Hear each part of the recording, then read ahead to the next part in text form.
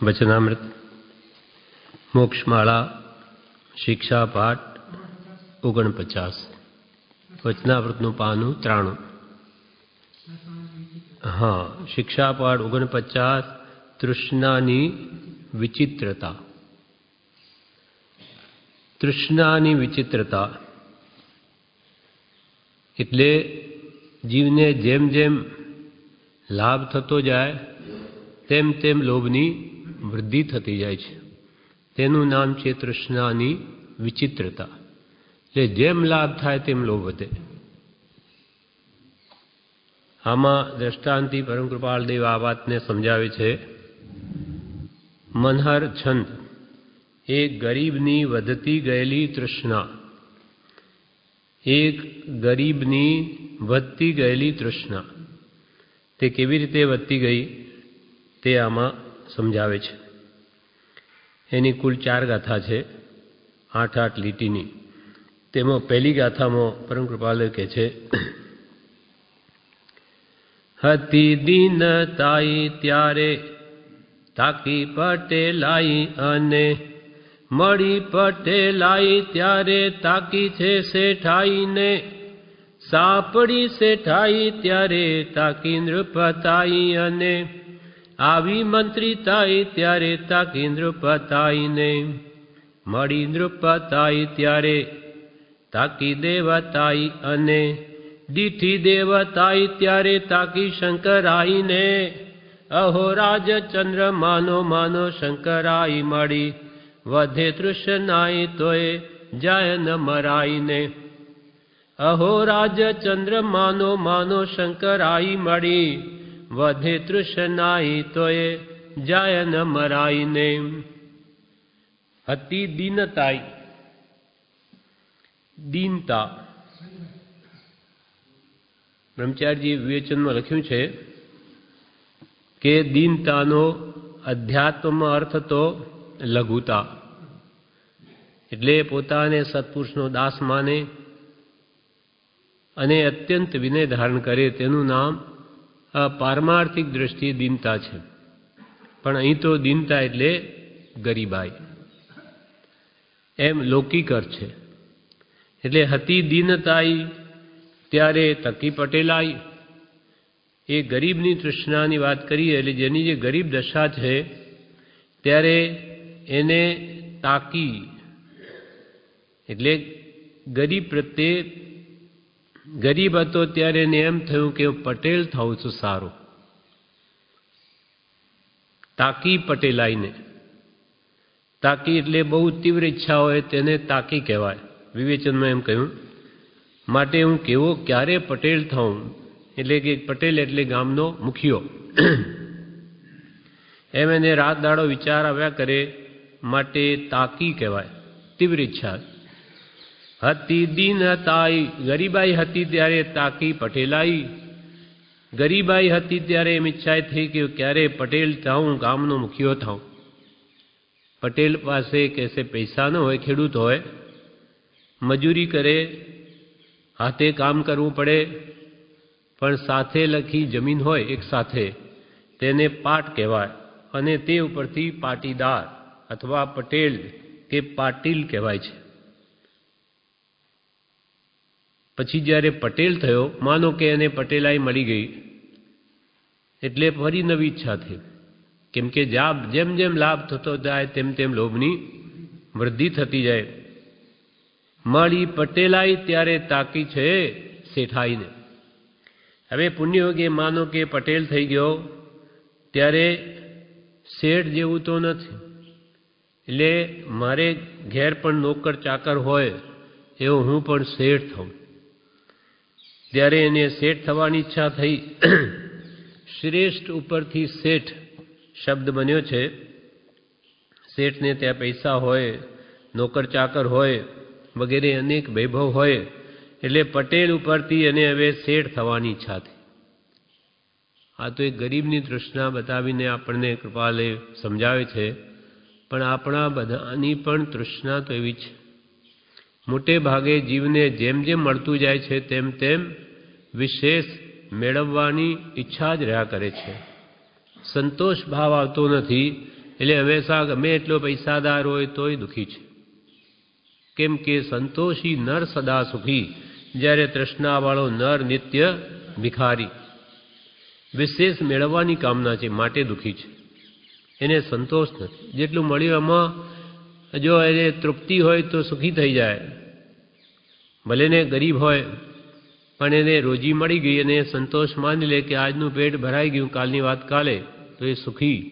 અને ગમે એટલી ઇન્કમ આવક હોય પણ અંતરથી મને બહુ મળે, આ તો ઓછું છે, તો એ હંમેશા દુઃખી. એટલે આ સિદ્ધાંત જેવું થઈ ગયું કે સંતોષી નર સદા સુખી અને તૃષ્ણાવાળો નર નિત્ય ભિખારી. ભિખારીને જેમ મેળવવાની ઈચ્છા હોય તેમ જો પૈસાદારની જેવી ઈચ્છા હોય તો એ પણ ભિખારીની જેમ દુઃખી છે અંતરથી. એટલે કૃપાલ ઇન્દ્રના હૃદયમાં પ્રવેશ કર્યો તે પણ બિચારો દુઃખી હતો. એમ જ્યાં તૃષ્ણા ત્યાં દુઃખ, જ્યાં તૃષ્ણા ત્યાં જન્મ મરણ. જન્મ મરણ કોના છે?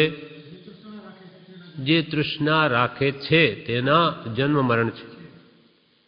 હતી દીનતાઈ ત્યારે તાકી પટેલાઈ, અને મળી પટેલાઈ ત્યારે તાકી છે શેઠાઈને. સાંપડી શેઠાઈ ત્યારે તાકી મંત્રીતાઈ, અને આવી મંત્રીતાઈ ત્યારે તાકી નૃપતાઈને. હવે પુણ્યોગ્ય માનો કે શેઠ થઈ ગયો તો હવે મંત્રી થવાની ઈચ્છા થઈ. મંત્રી એટલે રાજ્યની ગુપ્ત વાત જાણે, રહસ્યને જાણે. મંત્રીને પૈસાની સાથે રાજનું માન વગેરે મળે. ઘણા પૈસા થઈ જાય શેઠને, અને પછી મોટો થવાની ઈચ્છા થાય, માન મેળવવાની. મને લોકો મોટો કહે એમ શેઠ થયો ત્યારે મંત્રી થવાની ઈચ્છા થઈ, અને એવો થયો તોય પણ તેને સંતોષ થયો નહીં, અને હવે રાજા થવાની ઈચ્છા થઈ કે રાજાને આધીન હું છું, માટે હું રાજા જ બની જાઉં તો કેવું સારું. નૃપતિ સાપડી શેઠાઈ એટલે શેઠાઈ મળી ત્યારે તાકી મંત્રીતાઈ, અને મંત્રી પણ આવી ગયો ત્યારે તાકી નૃપતાઈને. નૃપ એટલે રાજા, નૃ એટલે મનુષ્ય, નૃપતિ એટલે મનુષ્યોનો પતિ, રાજા. રાજા પ્રજાનો પાલનાર એવો હું થાઉં. હવે રાજા થઈ ગયો એટલે એને કુળદેવીની વગેરેની આરાધના કરવી પડે. એટલે એના કરતો તો મારે જેની આરાધના કરવી પડે એવો દેવ થવું તો સારું. આવી મંત્રીતાઈ ત્યારે તાકી નૃપતાઈને, મળી નૃપતાઈ ત્યારે તાકી દેવતાઈ, અને દીઠી દેવતાઈ ત્યારે તાકી શંકરાઈને. હવે રાજા થઈ ગયો ત્યારે દેવતા થવાની ઈચ્છા થઈ, અને દેવપણું પી પુણ્યયોગે માનો કે મળી ગયું ત્યારે શું ઈચ્છા થઈ? શંકરાઈ. શંકર એટલે મહાદેવ, એટલે દેવોનો પણ દેવ. પેલા શંકર વૈષ્ણવના નહીં, ત્યાં તો આપણા માટે તો દેવો નહીં, દેવ ભગવાન તીર્થંકરો છે, પણ આમાં મહાદેવ એટલે ઇન્દ્ર. દેવો ના પણ દેવ તે ઇન્દ્ર. એટલે એવી ઇન્દ્રની પદવીને હું પામું, કેમ કે દેવોને ઇન્દ્રોને આધીન રહેવું પડે, એટલે હું ઇન્દ્ર થઈ જાઉં તો સારું. એમ માનો કે પુણ્યયોગી ઇન્દ્ર થઈ ગયો તો શું તૃષ્ણા થમી જાય? તો કે ના, તો પણ નહીં. તૃષ્ણાનો તો કોઈ કાળે અંત છે જ નહીં. એકો તે તો આકાશના જેવી અનંત છે. આકાશનો જેમ છેડો નહીં, તેમ ગમે એટલું એને પ્રાપ્ત થાય તો પણ એની તૃષ્ણા ઘટે નહીં, પણ જેમ મળે તેમ વધે. મળી ઇન્દ્રપતાઈ ત્યારે તાકી દેવતાઈ, અને દીઠી દેવતાઈ ત્યારે તાકી શંકરાઈને. અહો રાજચંદ્ર માનો માનો શંકરાઈ મળી, વધે તૃષ્ણાઈ તો એ જાય ન મરાઈને. અહો રાજચંદ્ર, અહો આશ્ચર્ય છે. રાજચંદ્ર પ્રભુ કહે છે, પરમ કૃપાલય કહે છે કે અહો આશ્ચર્ય છે કે શંકરાઈ એટલે ઇન્દ્રની પદવી મળી ગઈ તો પણ વધે તૃષ્ણાઈ, તો પણ તૃષ્ણા સમી નહીં, તોય જાય ન મરાઈને, તો પણ એ તૃષ્ણા મરતી નથી. એક દ્રષ્ટાંત આ રીતે ફરી સમજાવે છે કે આ સંસારમાં પ્રાણીને ગમે એટલું દુઃખ હોય, પોતે ઘરડો થઈ ગયો હોય, કુટુંબમાં ક્લેશ હોય, પૈસા ન હોય, અને પોતે વૃદ્ધાવસ્થાને લેડે કેડ વાંકી વળી ગઈ હોય, ચાલવા જતાં લાકડી લેવાઈ ગઈ હોય, યુવાની હરાઈ ગઈ હોય, તોય કે છે મનથી આ રાંડ મમતા મરાતી નથી, એને રાંડ કહ્યું. કેમ આવા શબ્દો વાપર્યા? કે બધું જ ગયું છતાં પણ અંદરની આશા, તૃષ્ણા, આ દેહ પ્રત્યેની મમતા, મોહ જતો જ નથી. એ વાત અહીંયા પરમ કૃપાલદેવ બીજી ગાથામાં સમજાવે છે. કરો ચલી પડી દાઢી દાચા તણો દાટ વળ્યો, કાળી કેસ પટ્ટી વિશે શ્વેતતા સભાઈ ગઈ, સૂંઘવું સાંભળવું ને દેખવું તે માંડી વાળ્યું, તે મદાત આવડી તે ખરી કે ખવાઈ ગઈ.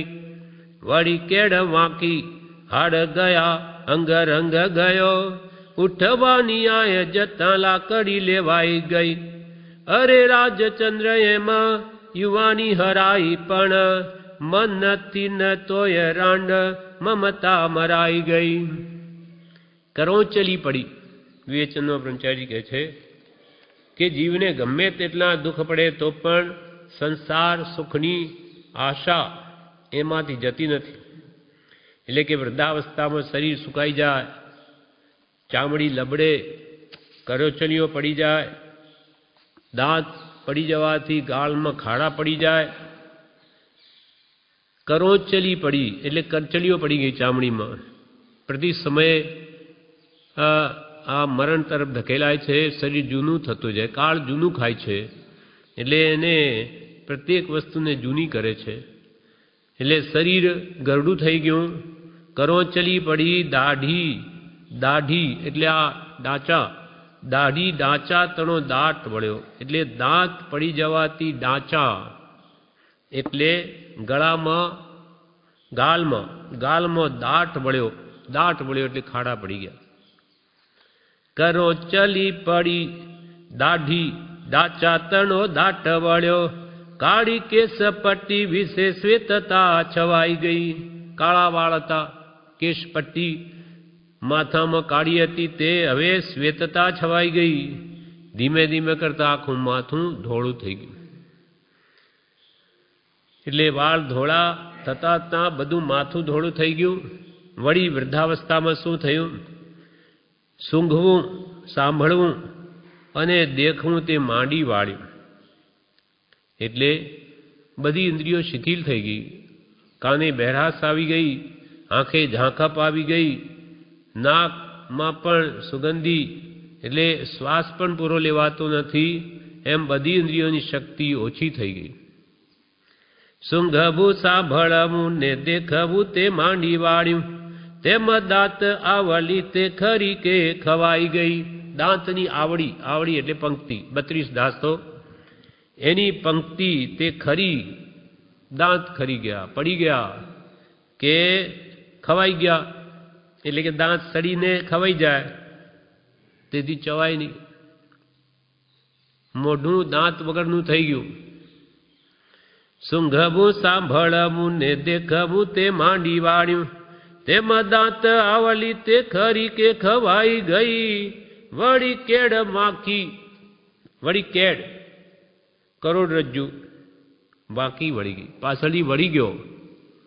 કેડ વાંકી હાડ ગયા.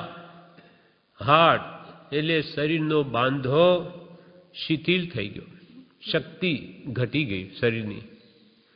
વળી કેડ વાંકી હાડ ગયા, અંગ રંગ ગયો, અંગની શોભા ગઈ, કાંતિ ગઈ, કેમ કે હવે વૃદ્ધાવસ્થા આવી ગઈ. વળી કેડ વાંકી હાડ ગયા, અંગ રંગ ગયો, ઉઠવાની આય જતા લાકડી લેવાઈ ગઈ. હવે ઉઠવું હોય તો ટેકો જોઈએ, લાકડીના ટેકે ઊભો થઈ શકે એવું થઈ ગયું. અને ટટાર બેસાય નહીં, પગ પણ દુખે. એમ કે છે આવી સ્થિતિ થઈ ગઈ છતાં હે રાજચંદ્ર, એમ આખી યુવાન અવસ્થા નાશ પામી ગઈ છતાં પણ આ શરીર મારું છે એ મમતા એ નહીં ગઈ. શરીર એટલે શરીરમાંની શક્તિ ગઈ, યુવાની નાશ પામી ગઈ, છતાં પણ મમત્વ ભાવ દેહ તે જ હું એનો નાશ નહીં પામ્યો. કેમ કે અનાદિનો ગાઢ દેહાધ્યાસ છે, એકદમ જાય એવો નથી. એટલા માટે વારંવાર હું સહજ આત્મ સ્વરૂપ છું, આ શરીર તે મારું નથી, એ ભાવ ઘણા કાળે જેમ છે તેમ અંદર ઉતરશે. એટલે પ્રતિ સમયે સહજાત્મ સ્વરૂપ પરમ ગુરુ, સહજ આત્મ સ્વરૂપ છું હું, શુદ્ધ આત્મ સ્વરૂપ પરમ ગુરુ જેવું, પંચ પરમેષ્ઠી જેવું મારું સ્વરૂપ છે. એ વારંવાર ધ્યાનમાં લે તો એ સંસ્કારો દ્રઢ થાય અને દેહાધ્યાસ તૂટે. અને છૂટે દેહાધ્યાસ તો નહીં કરતા તું કર્મ, નહીં ભોગતા તું તેહનો, એ જ ધર્મનો મર્મ. આ રહસ્ય છે ધર્મનું. કેમ કે દેહાધ્યાસ નહીં જાય ત્યાં સુધી આત્મામાં આત્મબુદ્ધિ થાય નહીં, અને આત્મામાં આત્મબુદ્ધિ ન થાય તો આત્મજ્ઞાન ન થાય, અને આત્મજ્ઞાન ન થાય તો સંસારનો નાશ જ ન થાય. અથવા કેવળ જ્ઞાન ન થાય, અને કેવળ જ્ઞાન ન થાય તો મોક્ષ ક્યાંથી મળે? એમ દેહાધ્યાસ છોડવો જોઈએ. દેહમાં આત્મબુદ્ધિ એ સંસારનું મૂળ છે. બીજા દેહો તણુ બીજ, આ દેહે આત્મભાવના, વિદેહ મુક્તિનું બીજ આત્મામાં આત્મભાવના. પૂજ્યપાદ સ્વામીએ સમાજ સત્સંગમાં કહ્યું, આત્મામાં આત્મબુદ્ધિ જેમ છે તેમ નિજમાં નિજ બુદ્ધિ અને પરમાં પર બુદ્ધિ થવી જોઈએ. પરમાં નિજ બુદ્ધિ તો સંસાર વધે, નિજમાં નિજ બુદ્ધિ સંસારનો નાશ. દેહ પર છે એમાં પર બુદ્ધિ કરે તો એકદમ એ સત્પુરુષની આજ્ઞામાં છે, એની માન્યતા સાચી છે.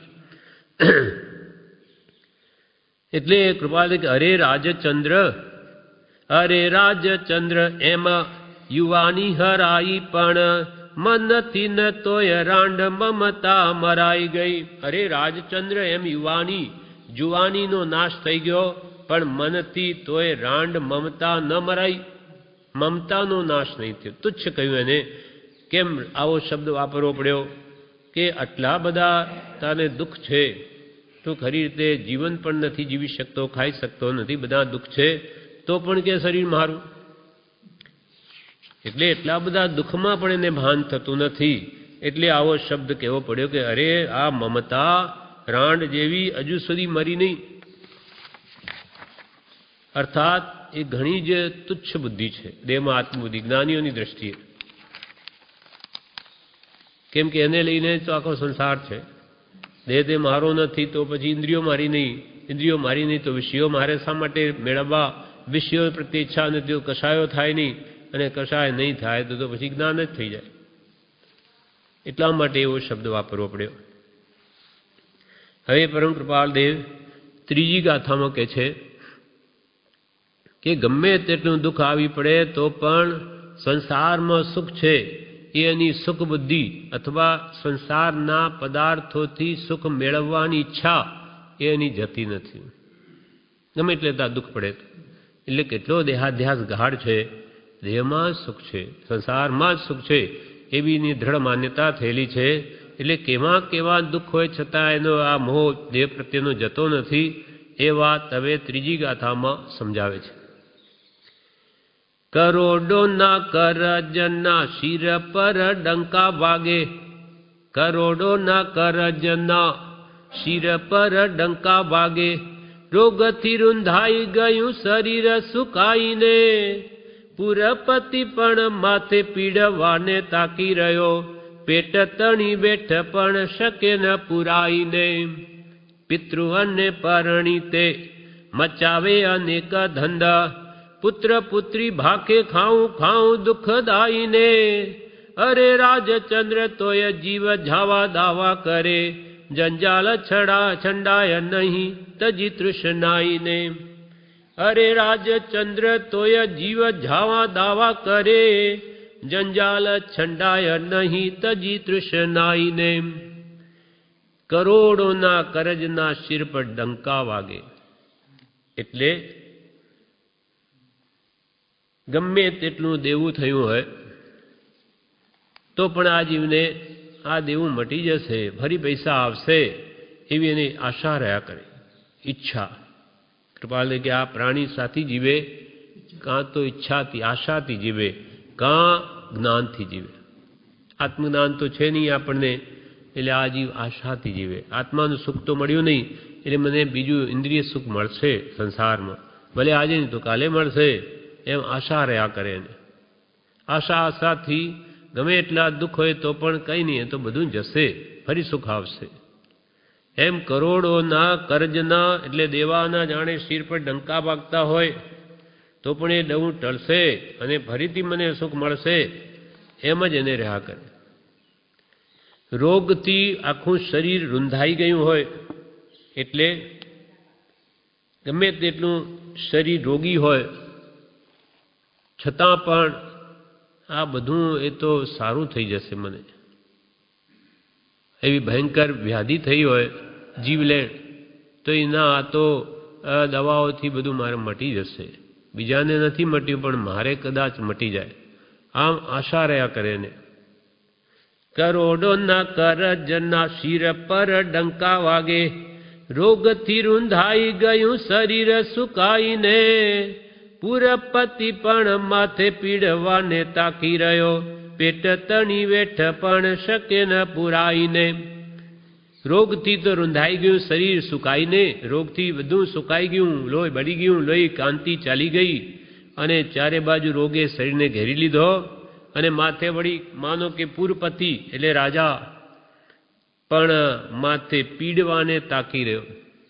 કોઈ રીતે એના અપરાધના કારણે કે કોઈ રીતે રાજા પણ એને દુઃખ આપતો હોય તો પણ મનમાં શું રહે, કંઈ નહીં, આ રાજ્ય છોડીને બીજા રાજ્યમાં જઈને રહીશું. પહેલાં રાજાઓના રાજ્ય હતા તો કે ભાઈ આ રાજ્ય તો બીજા રાજ્યમાં જઈને રહીશું, આજે આ દેશ નહીં તો બીજા દેશમાં જઈને રહીશું, પણ અહીંયા સુખ ન મળે તો બીજે મળશે, એમ જીવને સુખની આશા જ રહ્યા કરે. પુરપતિ એટલે રાજા પણ માથે પીડવાને તાકી રહ્યો તો બીજા રાજાના રાજ્યમાં જઈને રહીશું. પેટ તણી વેઠ પણ શકે ને પુરાઈને. પેટની વેઠ એટલે આખો દિવસ મહેનત કરે પણ પેટ પૂરું ભરાતું ન હોય, પૂરતું માંડ મળે એવા પણ જીવો હોય કે આખી મહેનતના અંતે પણ માંડ પેટ પૂરતી થાય. આવું હોય તો પણ નહીં, સુખ તો સંસારમાં જ છે. કેમ કે એને આત્માનું સુખ કદી જાણ્યું નથી, સાંભળ્યું નથી, શ્રદ્ધ્યું નથી, માટે એની સુખ બધી તો ત્યાં જ રહે. પુરપતિ પણ માથે પીડવાને તાકી રહ્યો, પેટ તણી વેઠ પણ શકે ન પુરાઈને. વળી કેવા કેવા દુઃખ હોય તોય મોહ જતો નથી. તે કહે છે પિતૃ એટલે પિતા, પરણી એટલે પોતાની પરણેલી સ્ત્રી. પિતૃ અને પરણીતે મચાવે અનેક ધંધ, એટલે એ સ્ત્રી અનેક પ્રકારના ધંધ એટલે તોફાન મચાવે તો પણ મોહવશ સારું લાગે. એમ અનેક પ્રકારના ધંધ એટલે તોફાન કરે. પિતૃ અને પરણીતે મચાવે અનેક ધંધ એટલે તોફાન. પુત્ર પુત્રી ભાખે ખાઉં દુઃખદાયીને. વળી કુટુંબ મોટું થયું હોય અને એક પુત્ર હોય પુત્રી હોય, એ પણ ખાવા પીવા વગેરેની વસ્તુઓ માંગ કરે, પજવે, લાવો મને આપો.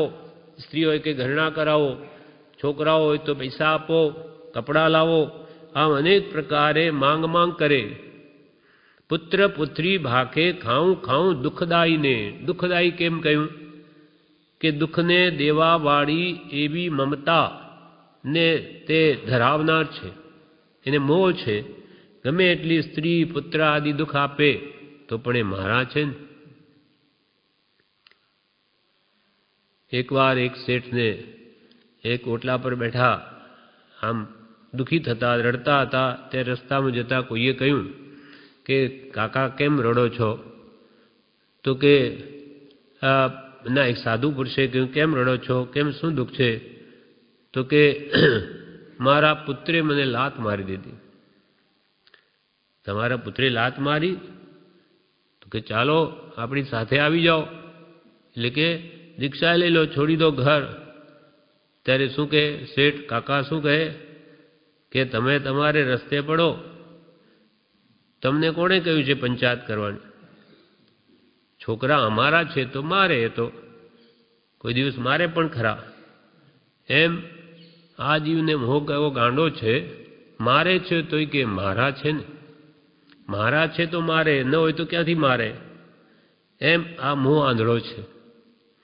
એમ પુત્ર પુત્રી ભાકે ખાઉં ખાઉં દુઃખદાયીને, એટલે પજવે ઘરમાં પૈસા નથી તે સમજે નહીં, પણ માંગ માંગ જ કરે. અરે રાજ્ય ચંદ્ર તોય જીવ ઝાવા દાવા કરે, જંજાલ છંડાય નહીં તજી તૃષ્ણાઈને. અરે રાજચંદ્ર, પરમ કૃપાલદેવ કહે છે કે અરે આશ્ચર્ય છે, તોય જીવ ઝાવા દાવા કરે. એટલે આવું દુઃખ ઘરમાં હોવા છતાં પણ આ ઘરનો હું માલિક છું, હું આ સ્ત્રીનો પતિ છું, બાપ છું આ છોકરાઓનું, આ બધા કુટુંબને હું પાળું છું, હું મોટો છું ઘરમાં, વગેરે ઝાઝા દાવા કરે. આવા દુઃખ વેઠે છતાં હું કેવો મોટો છું, આ બધો ઘરમાં તો મારો અધિકાર ચાલે, બધા દુઃખ આપે તોય ગમે.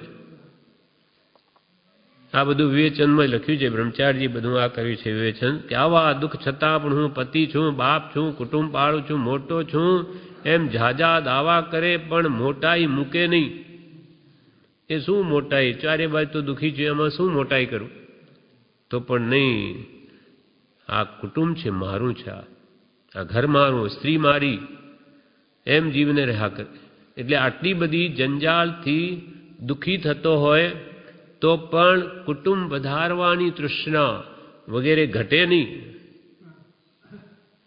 એટલે છોકરા પણ ડોસા ડોસી હોય ત્યારે તો ભાવ ન પૂછે, પરંતુ પછી મરી જાય ત્યારે લોકમાં સારું દેખાડવા કાણ કાઢે. કાણ કાઢે, કાણ કાઢે એટલે શું? એટલે મરી ગયા પછી પેલે બધાને બોલાવે, સગાવાલાને, હા 13મું જે કંઈ આ 12મું કે 13મું આ જમાડે બધાને.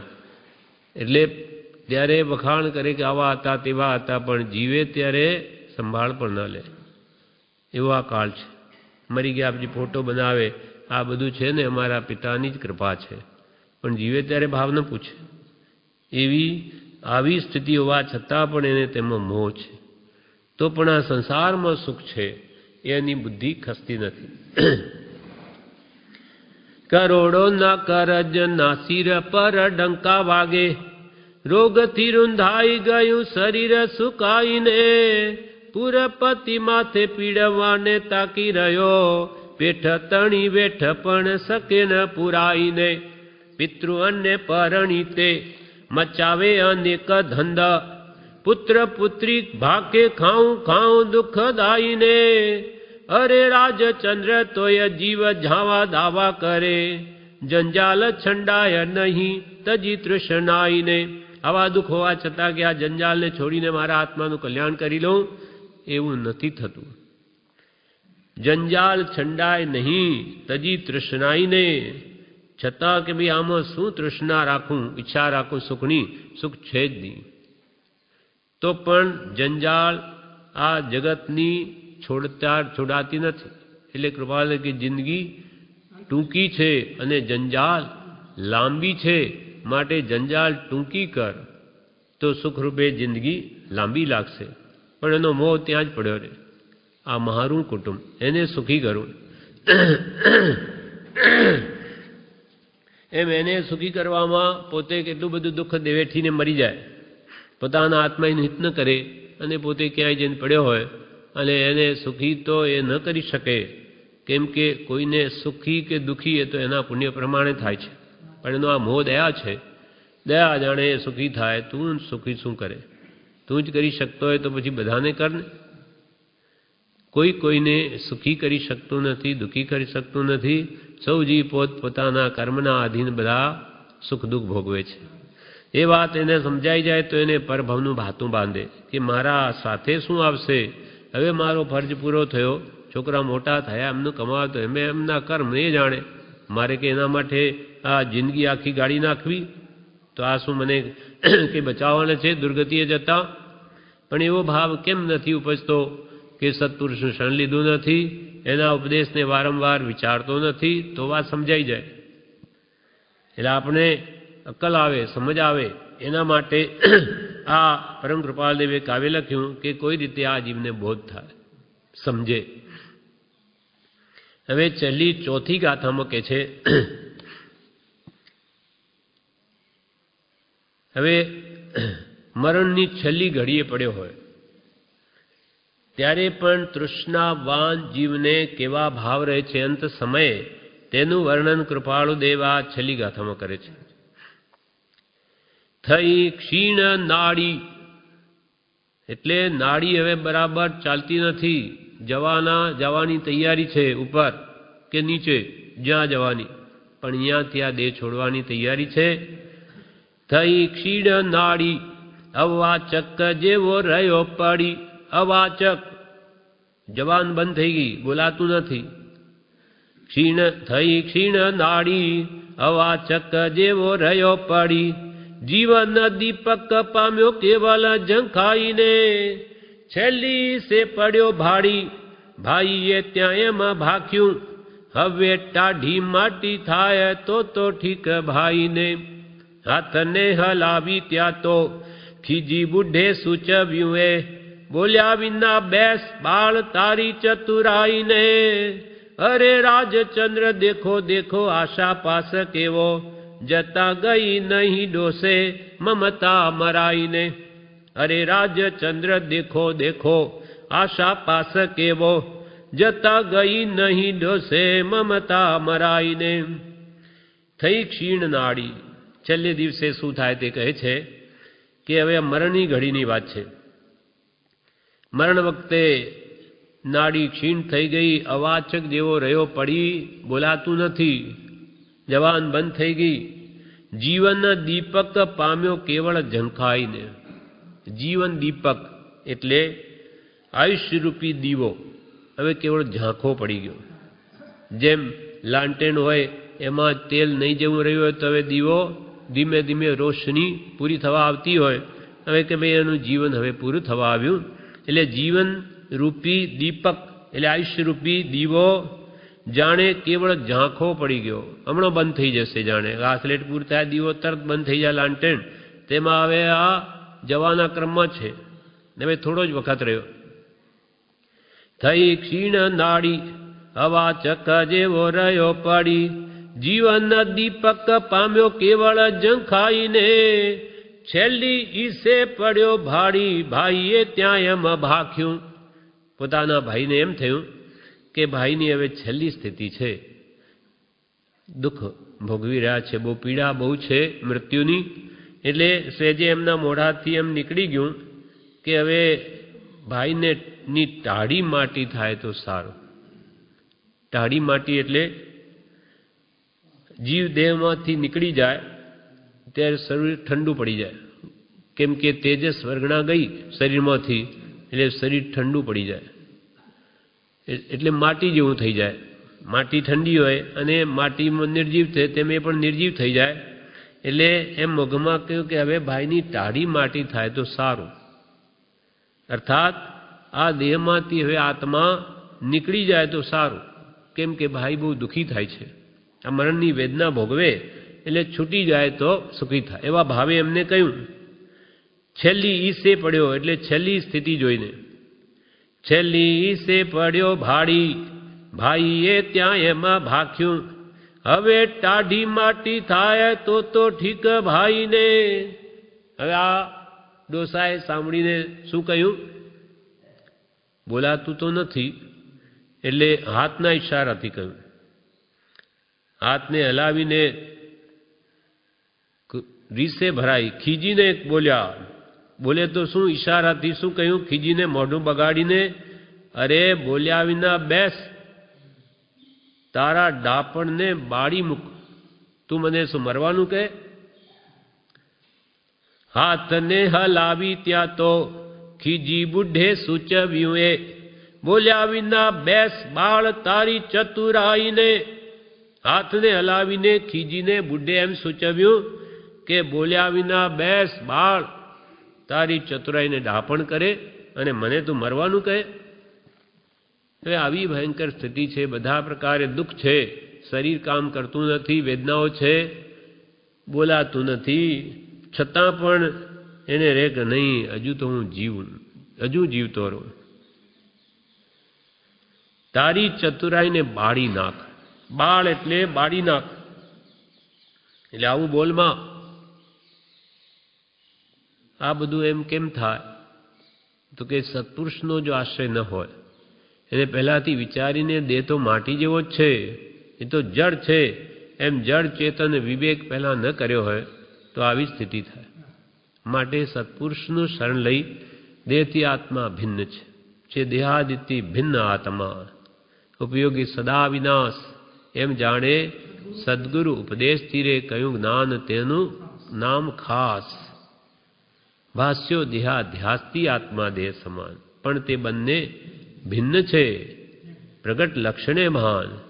જ્ઞાન લક્ષણ આત્માનું, જડ લક્ષણ દેહનું. દેહ મરી ગયો એટલે કંઈ જાણી શકે નહીં, બોલી શકે નહીં, અને જાણ કરે, જો કરે તે આત્મા. એમ દનેલા પ્રગટ લક્ષણ જુદા છે. અથવા જેમ અસીને મ્યાન, તલવારને મ્યાન કેમ જુદી છે? આપણને ખોખું જ દેખાય મ્યાન, પણ એના અંદર તલવાર છે. તેમાં દેહમાં આત્મા છે.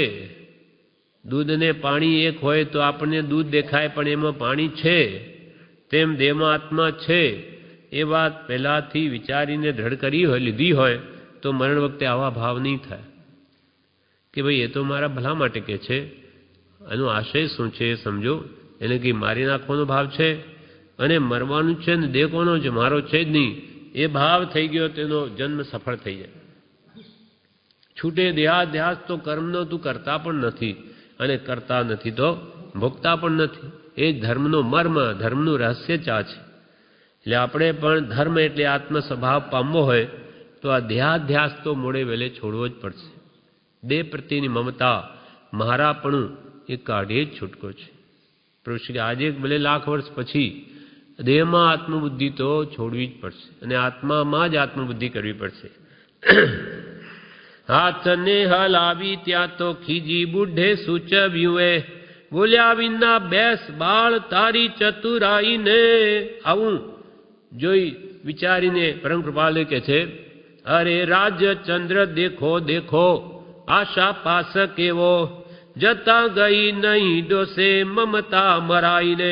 અરે રાજચંદ્ર પરમ કૃપાલુ કે છે કે દેખો દેખો, કે આવી મરવાની સ્થિતિ, મળી મરણની અણીએ રહેલો છતાં પણ આશાનો પાસ એટલે જાળ, આશારૂપી જાળમાં ફસાયેલા વ્યક્તિની સ્થિતિ તો દેખો. તૃષ્ણાથી ઘેરાયેલા જીવની હાલત જુઓ. અરે રાજચંદ્ર દેખો દેખો આશા પાસ કેવો, કે જતા ગઈ નહીં ડોસે મમતા મરાઈને. એટલે આયુષ્ય ગયું, જતા એટલે આયુષ્ય પૂરું થતાં પણ આ દેહ મારો છે એવો મમત્વ ભાવનો નાશ નહીં થયો. નહીં થાય તોય દેહ જવાનો. આપણને દેહને ગમે એટલો મારો કહીએ તેથી શું રહી જાય? તોય જવાનો તો છે જ, પણ અંદરથી તું મમત્વ ભાવ કાઢી નાખે ને આત્મામાં આત્મબુદ્ધિ કરે તો તરી જાય. અને દેહમાં મમતા રાખીશ તો ફરી દેહ નિયમા મળશે. નિયમથી ફરી દેહ ધારણ કરવો જ પડશે, કેમ કે તને દેહમાં આત્મબુદ્ધિ છે, દેહ તે જ હું, એમાં મોહ છે તો ફરી દેહ મળશે. માટે દેહ નાશ થતાં પણ એના મારાપણાનો નાશ થયો નહીં, અને એ જ સંસારનું મુખ્ય કારણ છે. દેહમાં મૂર્છા અથવા દેહમાં આત્મબુદ્ધિ એ સર્વ સંસારનું મૂળ અથવા મિથ્યાત્વનું મૂળ છે. અને એ જાય તો જ પછી દેહ તે હું નહીં, હું આત્મા છું. ત્યાર પછી બીજા પદો છે. પછી હું નિત્ય છું, હું કર્મનો કરતા વિભાવે અને સ્વભાવે, એટલે આવ્યા સ્વભાવમાં આવે સ્વભાવનો કરતા, અને જેવો કરતા તેવો ભોગતા. અને પાંચું પદ મોક્ષપદ છે. સર્વ કર્મોથી મુકાય છે, અને મુકાવાના ઉપાય પણ છે. જો ન મુકાતું હોય તો કોઈ જીવ સિદ્ધત્વને પામે નહીં, પણ પામ્યા છે, પામે છે ને પામશે. માટે સિદ્ધત્વનો જે સાચો ઉપાય નિર્મમત્વ ભાવ છે. મમતાથી બંધાય છે. નિર્મમ જીવ મુકાય, યા તે ગાઢ પ્રયત્ન સે નિર્મમ કરો ઉપાય. ઇષ્ટોપદેશમાં પણ પૂજ્યપાદ સ્વામીએ જ કહ્યું, મારાપણાથી મમતા જ મૂર્છા પરિગ્રહ. મારું છે આ અહમ ભાવ, મમત્વ ભાવ નિવૃત્ત થવાને અર્થે જ્ઞાની પુરુષોએ છ પદની દેશના પ્રકાશ હું ને મારાપણું કઢાવવું છે. એમને બીજું કંઈ કઢાવવું નથી. જ્યાં છે ત્યાં રહો, પણ દેહ તે હું નહીં અને દેહ સ્ત્રી પુત્રાદિ મારા નથી, પણ શુદ્ધ ચૈતન્ય સ્વરૂપા વિનાશી એવો હું આત્મા છું. એમ આત્મભાવના કરતા રાગ દ્વેષનો ક્ષય થાય, અને રાગ દ્વેષનો ક્ષય થાય, કેવળ જ્ઞાન થાય. આત્મભાવના ભાવતા જીવ રહે, કેવળ જ્ઞાન રહે. એટલે આપણો મોહ મમત્વ ભાવ નાશ પામે એના માટેનો આ ઉપદેશ છે. દ્રષ્ટાંતિ કૃપાલ આ વાતને કોઈ રીતે જીવ સમજે એમ અનેક પ્રકારે દ્રષ્ટાંતોથી આ કાવ્યમાં વાત સમજાવી છે. એ આપણા ભલા માટે. એમને તો મોહ ગયો જ છે, આપણો પણ જાય કોઈ રીતે જીવ સમજે. આ નિષ્કારણ કરુણાનું ફળ છે. આ પ્રમાણે આ પાઠ પૂરો થયો. તૃષ્ણાની વિચિત્રતા એનું નામ હતું કે કેવી વિચિત્ર તૃષ્ણા છે. એટલું બધું દુઃખ હોવા છતાં જાય નહીં, છતાં એ આશા એમાંથી જતી નથી. આ પ્રમાણે આ તૃષ્ણાની વિચિત્રતાનો મોક્ષમાળાનો પાઠ પૂરો થયો. હવે પ્રવેશિકામાં પણ તૃષ્ણાની વિચિત્રતાનો પાઠ છે, 2 પાઠ છે એના, એ આપણે આવતીકાલે લઈશું. મોક્ષમાળા શિક્ષા પાઠ 49 તૃષ્ણાની વિચિત્રતા, એ પાઠ પૂરો થયો. હવે પ્રવેશિકામાં શિક્ષા પાઠ 69 તૃષ્ણા ભાગ 1. તૃષ્ણાના વિશે 2 પાઠ બ્રહ્મચાર્યે લખ્યા છે. એમાં એમ લખ્યું, પહેલાં તો તૃષ્ણા એટલે શું? તૃષ્ણા એટલે આશા, ઈચ્છા, વાંછા. એ બધા તૃષ્ણાના પર્યાયવાચી શબ્દો છે. અને તૃષ્ણા એ લોભ કષાય છે. લોભ કષાયને લઈને અનેક પ્રકારની જીવની ઈચ્છાઓ થાય. અને કૃપાલ કે હે જીવ ક્યાં ઈચ્છતા હવે હે ઈચ્છા દુઃખ મૂળ, જબ ઈચ્છા કા નાશ તબ મિટે અનાદિ ભૂલ. ઈચ્છાઓને લઈને આ જીવ સંસારમાં બંધાયેલો છે. પૂતગલ પદાર્થોની ઈચ્છા કરી, પર પદાર્થોની, અને જીવ કર્મ બાંધીને આ સંસારમાં રઝળે છે. અહીંયા હવે વિવેચનનો બ્રહ્મચારી કહે છે, આહારને ઊંઘ વધાર્યા વધે છે અને ઘટાડ્યા ઘટે છે. તેમજ તૃષ્ણા અને જન્મ મરણ પણ વધાર્યા વધે છે અને ઘટાડ્યા ઘટે છે. આહાર વિશેષ લઈએ તો ઊંઘ વિશેષ આવે, એને સંબંધ છે. આહારને ઊંઘ વધાર્યા વધે છે ને ઘટાડ્યા ઘટે છે, તેમ તૃષ્ણાને જન્મ મરણ પણ વધાર્યા વધે છે. જેમ આહારને ઊંઘને સંબંધ, તેમ તૃષ્ણાને જન્મ મરણને સંબંધ છે. જન્મ મરણ કોના છે? તો કે જે તૃષ્ણા રાખે છે તેના. તેમજ તૃષ્ણા અને જન્મ મરણ પણ વધાર્યા વધે. જે વિચાર ન કરે તો અનાદથી એનો જે લોભ કષાયને મૂંઝવે તેને લઈને અનેક ઈચ્છાઓ થયા જ કરે. તેથી જન્મ મરણ પણ થયા જ કરે છે. તેમજ તૃષ્ણા અને જન્મ મરણ પણ વધાર્યા વધે છે અને ઘટાડ્યા ઘટે છે.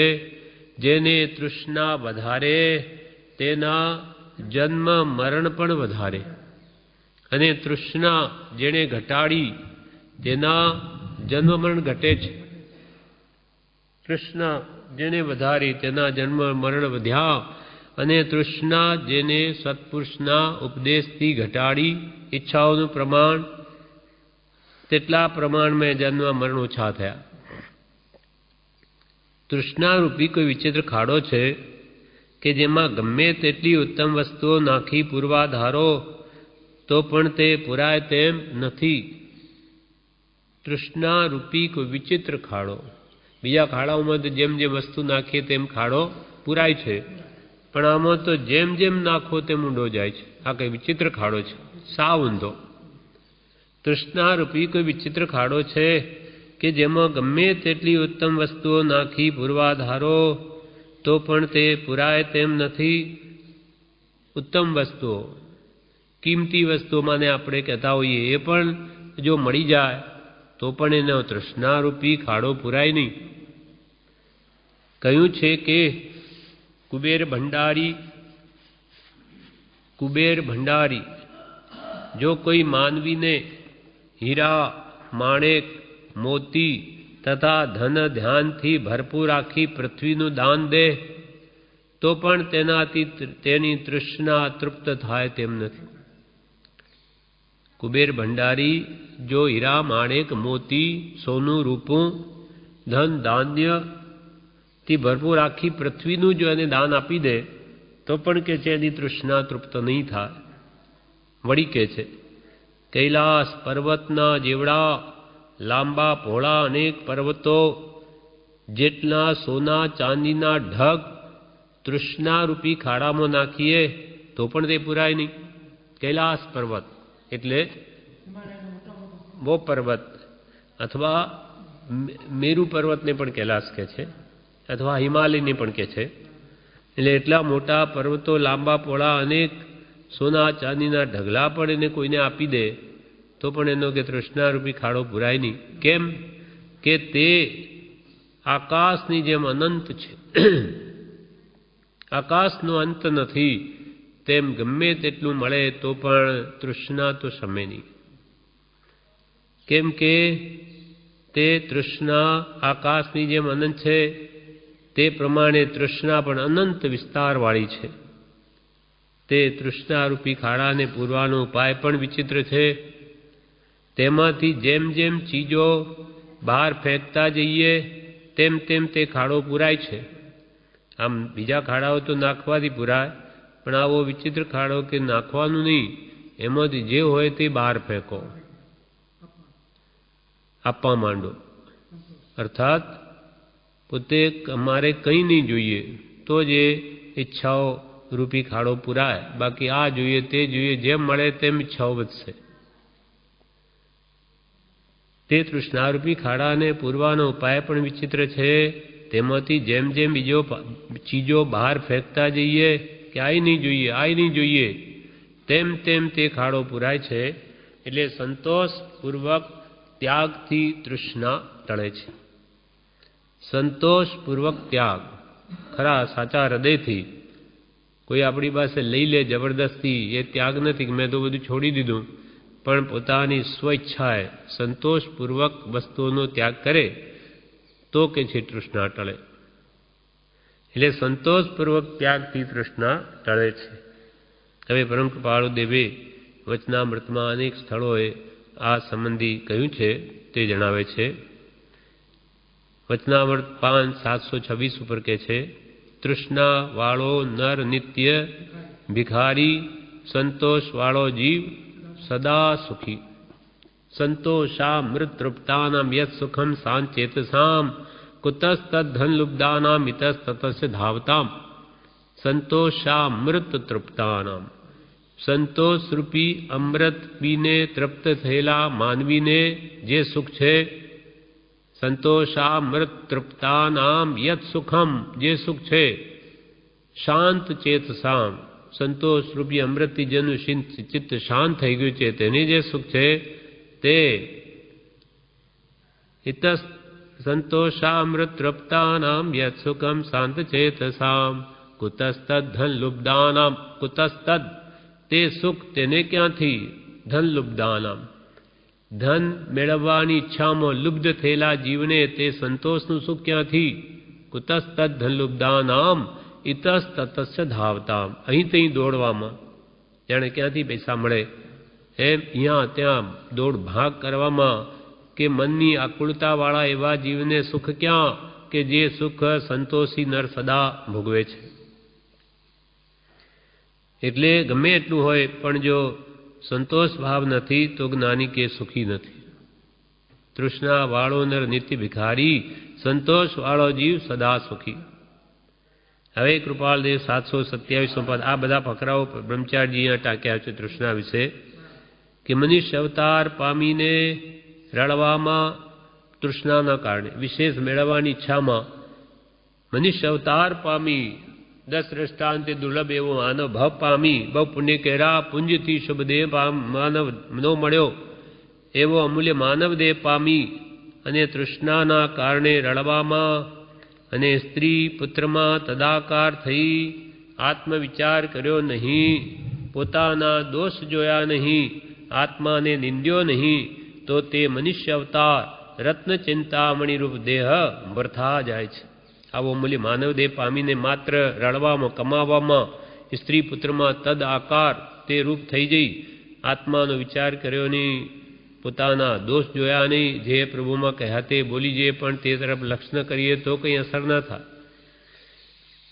સ્ત્રી પુત્રમાં તદાકાર થઈ આત્મવિચાર કર્યો નહીં, પોતાના દોષ જોયા નહીં, આત્માને નિંદ્યો નહીં તો તે મનુષ્ય અવતાર રત્ન ચિંતામણી રૂપ દેહ વ્યર્થા જાય છે, ફોગટ જાય છે. આવા અનંતા પૂર્વે ગયા અને આમાં પણ નહીં સમજે તો આવી જશે. કરોડો ભાવ પછી એકવાર આવે માનવ દેહ, આમાં પણ જીવને વિચાર ન આવે કે હું કોણ છું, ક્યાંથી થયો, કે શું સ્વરૂપ છે મારું ખરું, એ વિચાર ન આવે તો જ્ઞાન ન પાવે. એટલે ઔષધ વિચાર ધ્યાન કર, વિચાર તો પામ. વિચાર તો મહાન યોગ છે, એ વગર કંઈ સિદ્ધિ ન થાય. વ્યવહારમાં પણ વિચાર કંઈ કામ બગડી ગયો તો કે વિચાર તો કરવો હતો, વિચાર કરીને કરે છે વ્યવહારમાં, પણ એમાં વિચાર તો ગરજ નથી. વળી કૃપાલદેવ કહે ક્રોધ, માન, માયા, લોભ એ ખરેખરા પાપ છે. લોભ એટલે તૃષ્ણા, એ ખરેખરા પાપ છે. તેનાથી બહુ કર્મ ઉપાર્જન થાય. 1000 વર્ષ તપ કર્યું હોય પણ 1-2 ઘડી ક્રોધ કરે તો બધું તપ નિષ્ફળ જાય. જેમ ક્રોધ એવો છે તેમ માન એવું છે, માયા એવી, લોભ પણ એવો. લોભ તો પાપનો બાપ છે, નરકમાં લઈ જાય એવો છે. પરિગ્રહાનંદી રૌદ્ર ધ્યાન છે, માટે કે જે ખરેખર આ પાપ છે.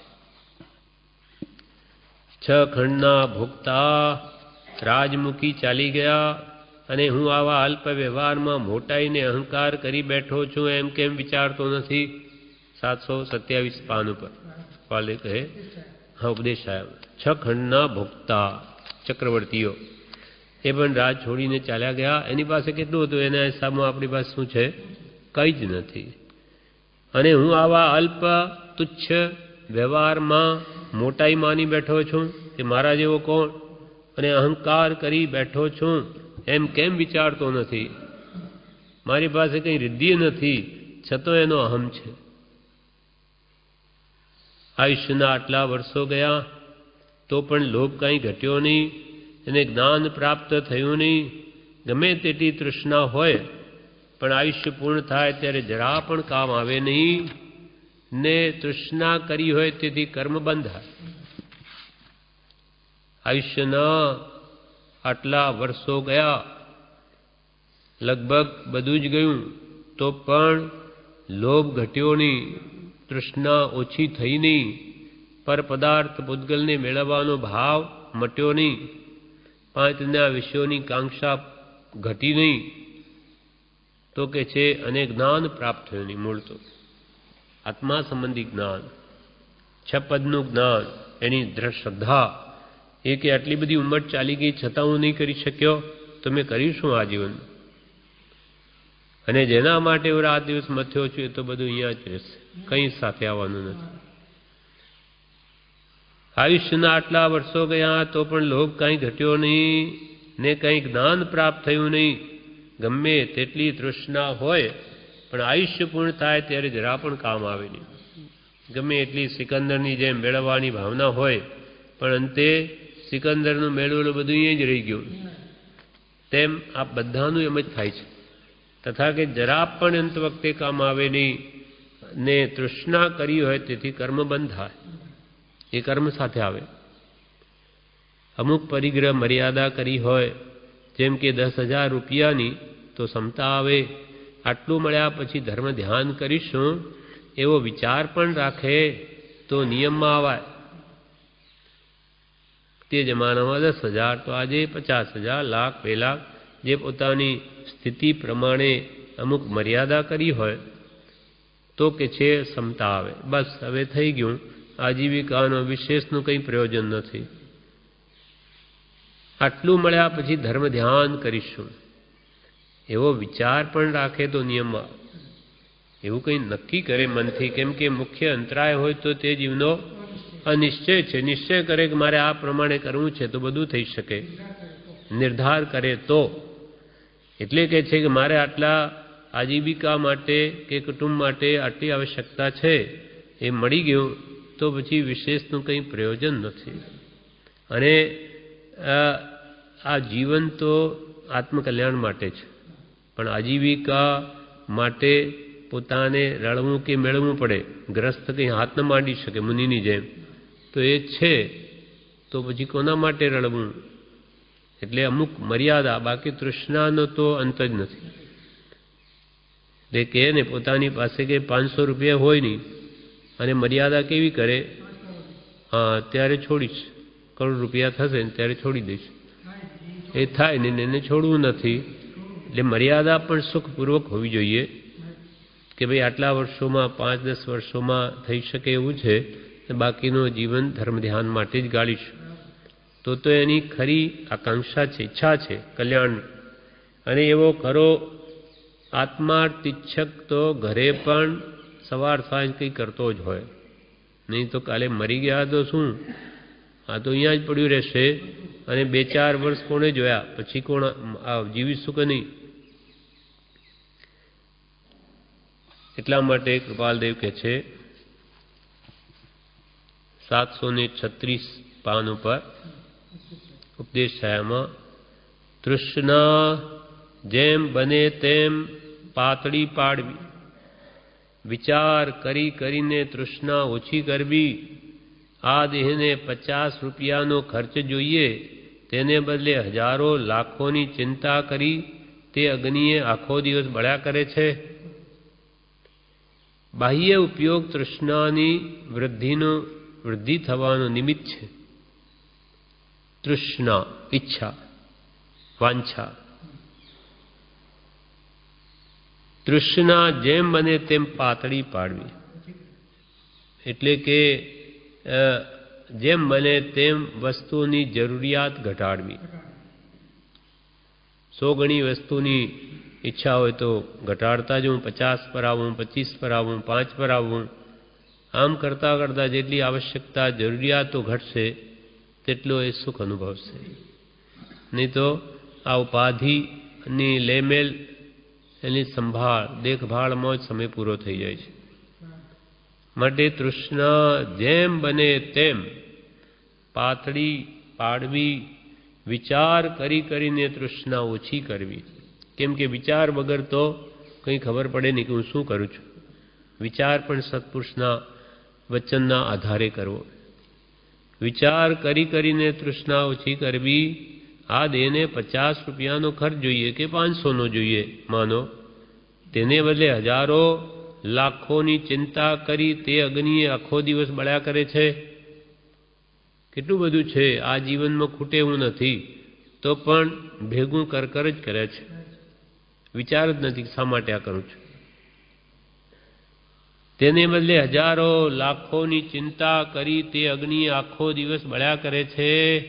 બાહ્ય ઉપયોગ તૃષ્ણાની વૃદ્ધિ થવાની નિમિત્ત છે. બાહ્ય ઉપયોગ, જો બહાર ઉપયોગ દઈશું તો આખી દુનિયાના પાછળ જ છે. પણ સત્પુરુષનો શું ઉપદેશ છે, એમનું શું કહેવું છે, એ પ્રમાણે વિચારવું. જગતની દ્રષ્ટિએ આ જીવ પદાર્થનો બોધ પામ્યો છે, જ્ઞાનીની દ્રષ્ટિએ પામ્યો નથી. જો જ્ઞાનીની દ્રષ્ટિએ પદાર્થનો બોધ પામે તો તેને સમ્યક દર્શનની પ્રાપ્તિ થાય. એટલે સત્પુરુષ જેમ કે એમ જ કરવું છે. બહાર ઉપયોગ નથી આપવો. દુનિયા કેમ વર્તે? દુનિયાને તો જે જીવોને તો 4 ગતિમાં જ ભટકવું છે, એમ આપણે ભટકવું હોય તો તેમ કરવું. અને પરિભ્રમણ જો ઘટાડવું હોય તો જ્ઞાની કહે તેમ કરવું. એટલે બાહ્ય ઉપયોગ તૃષ્ણાની વૃદ્ધિ થવાનું નિમિત્ત છે. જીવ મોટાઈને લીધે તૃષ્ણા વધારે છે. દુનિયામાં હું મોટો ગણાવું, મને બધા મોટો ગણે. જીવ મોટાઈને લીધે તૃષ્ણા વધારે છે. 2 કારણ કૃપાલદેવ કહ્યા, એક તો મોટાઈ અને 5 વિષયોની આકાંક્ષા, ભોગવવાની ઈચ્છા. 5 વિષયો જે અનંત કાળમાં ભોગવ્યા, દેવલોકના સુખ પણ ભોગવ્યા છતાં પણ તૃપ્તિ થઈ નથી. એવા ભોગોને ભોગવવાની ઈચ્છા. કાં પૈસા કમાવીને ખર્ચું, શેઠ ગણાવું, દુનિયા મને મોટો ગણે આ બે કારણને લઈને સદા તૃષ્ણા નવજવાન રહે છે, કીર્તિ મેળવવા. જીવ મોટાઈને લીધે તૃષ્ણા વધારે છે, તે મોટાઈ રાખીને મુક્તપણું થતું નથી. લઘુતા મેરે મનમાની એ તો ગુરુગમ જ્ઞાન નિશાની. લઘુતા માં પ્રભુતા વસે, પ્રભુતાથી પ્રભુ દૂર. પોતાની પ્રભુતા એટલે મોટો માને ત્યાંથી ભગવાન દૂર રહે. તે મોટાઈ રાખીને મુક્તપણું થતું નથી. જેમ બને તેમ મોટાઈ તૃષ્ણા પાતળા પાડવા. નિર્ધન કોણ? ધન માગે ઈચ્છે તે નિર્ધન. નિર્ધન કોણ? જે ધન માગે, ભલે ગમે એટલું હોય પણ વિશેષ મેળવવાની જો ઈચ્છા છે તો એ જ્ઞાનીઓની દ્રષ્ટિમાં નિર્ધન છે. નિર્ધન કોણ? જે ધન માગે ઈચ્છે તે નિર્ધન. જે ન માગે તે ધનવાન છે. जिनको कछु नहीं चाहिए वे शाहन के शाह, वे बादशाह ने बादशाह છે. કેમ ચક્રવર્તી જવાય અને જેને નમે દિગંબર મહાત્માઓ પાસે તો કંઈ ન હોય, ડોરો પણ ન હોય, છતાં પણ તેના ચરણ કમળમાં જેને પડે પૂજે છે. કેમ કે એને જે આત્મરિદ્ધિ મેળવી છે ચક્રવર્તી મેળવી નથી, અને દુર્લભ એ છે. જેને નિર્ધન કોણ? ધન માગે છે તે નિર્ધન. જે ન માગે તે ધનવાન છે. જેને વિશેષ લક્ષ્મીની તૃષ્ણા, તેની દુઃખધા બળતરા છે, તેને જરા પણ સુખ નથી. જેને વિશેષ લક્ષ્મી મેળવવાની તૃષ્ણા, તેને લઈને દુઃખધા, એટલે જે દુઃખ છે અથવા જે બળતરા છે તેને જરા પણ સુખ નથી. જ્ઞાની પુરુષો એમ કે તેને જરા પણ સુખ નથી. લોક જાણે છે કે શ્રીમંત સુખી છે, બહારથી બધી વસ્તુ, એટલે લોકો તો એમ કહે કે આ તો સુખી લોકો છે. બંગલા, ગાડી, ધંધા ચાલતા હોય એટલે લોકો કે સુખી. પણ આ અંદરમાં કેટલી ઉપાધિ અથવા આધિ માનસિક ચિંતાઓ છે એ તો એનું મન જાણે છે. આ તો જ્ઞાની પુરુષો એ એનું અંતર તપાસીને કહ્યું કે ચક્રવર્તી કે ઇન્દ્રના હૃદયમાં પ્રવેશ કર્યો તો તે પણ બિચારો દુઃખી હતો. જ્યાં ચક્રવર્તી દુખિયા ત્યાં સુખ શું રંકાદીને. ચક્રવર્તી કે ઇન્દ્ર જેવા પણ જ્યાં દુખિયા સંસારમાં છે, તો આપણા જેવા પામર જીવોને આ સંસારમાં સુખ ક્યાંથી હોય? જો કે છે જ નહીં સંસારમાં સુખ, છતાં આ જ્ઞાની પુરુષ કે આ શોધ કરે છે. જેમ કે કોલસાની કાળમાં હીરો હોય જ નહીં, પણ ના કે મળશે, નીચે જઈશ તો મળશે, નહીં જ મળે, કેમ કે આ કોલસાની ખાણ છે. તેમ ત્યાં દુઃખને દુઃખ જ છે. દુઃખનો એ સમુદ્ર છે એવો આ સંસાર, તેમાં કોઈ કાળે સુખ હોય નહીં. અને જો ભવવાસ વિશે સુખ હો તો તીર્થંકર ક્યું ત્યાગે? કાહે કો શિવ સાધન કરતે સંયમ સો અનુરાગે. જો આ ભવમાં સુખ હોત તો ભગવાન તીર્થંકર તો દેવતાએ રીતિ ભોગવતા હતા. ઇન્દ્રો પણ જેના 64 દાસ હતા, એને શું ખામી હતી? તો એ કેમ છોડી દે? એ કેમ બધું ત્યાગીને કરપાત્રી થઈ ગયા? કે આ બધું ક્ષણિક નાશવંત છે. શાશ્વત સુખ જોઈએ છે.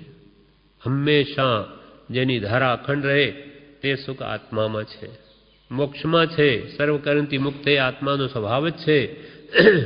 શુદ્ધ બુદ્ધ ચૈતન્ય ઘન સ્વયં જ્યોતિ સુખધામ. આત્મા સુખનું જ ઘર છે. બીજું કહીએ કેટલું? કર વિચાર તો પામ. તું વિચાર કરે તને ખબર પડી શકે, પણ તારો ઉપયોગ બાહ્ય છે.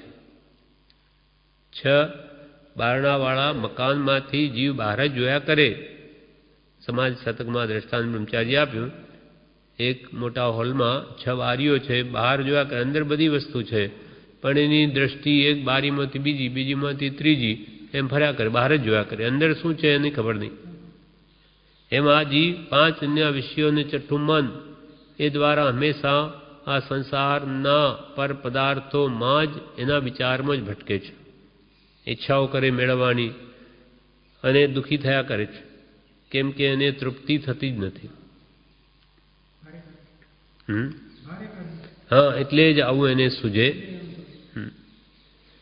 જેને વિશેષ તૃષ્ણાની દુઃખદા બળતરા છે તેને જરા પણ સુખ નથી. લોક જાણે છે કે શ્રીમંત સુખી છે, પણ વસ્તુતઃ તેને રોમે રોમે બળતરા છે, માટે તૃષ્ણા ઘટાડવી. 722 પાનું પર આ લખ્યું છે. હવે આગળ કે છે તૃષ્ણા ઓછી કરવી, કારણ કે તે એકાંત દુઃખદાયી છે. જેમ ઉદય હશે તેમ બનશે, માટે તૃષ્ણા અવશ્ય ઓછી કરવી. એકાંત દુઃખદાયી એટલે સંસાર ના કોઈ પણ પદાર્થની ઈચ્છા રાખવામાં દુઃખી થશે, એવું આ સંસારનું સ્વરૂપ છે.